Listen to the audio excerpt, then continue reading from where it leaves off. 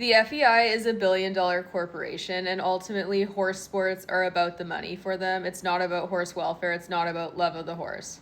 So in order to create change, we need to hit them where it hurts, which is their pockets. So to do this, my recommendation is that you take a look at who sponsors the FEI. First of all, this is what the FEI is promising their sponsors, is that they'll be associated with a brand that prides itself on innovation, integrity, athlete welfare, as well as a fair and ethical partnership with the horse. Which, according to the FEI, it's a fair and ethical partnership with the horse to allow riders to continue competing bleeding horses even when it's caused by tack or the athlete themselves being so harsh on the horse that they draw blood.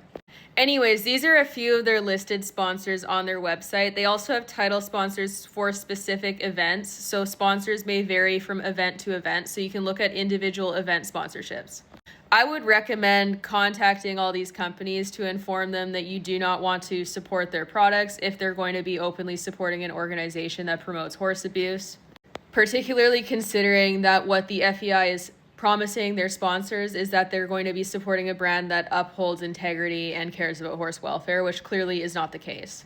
So contact these companies. Let them know that your support of them as a company is contingent on them being supportive of ethical horse sport organizations and not promoting horse abuse.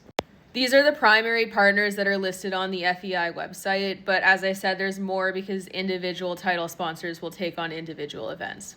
I know a lot of social media equestrians that use Pivo in particular. Lots of people use Cavalier feeds. Lots of people use Bates saddles. Not all of us are rich enough to buy Longines watches or participate in that aspect of sponsorship, but there's multiple brands that are serving the average equestrian, and you are their primary audience when it comes to consumers.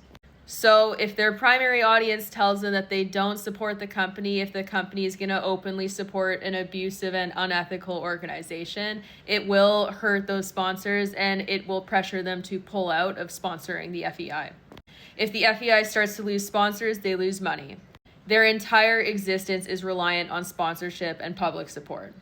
So if they're not going to listen to the public and if they're going to pass unethical rules, even in the absence of public support, we need to show them that the public isn't going to continue supporting them. So get boycotting, contact these companies, let's pressure some sponsors to drop the FEI for the 2026 season.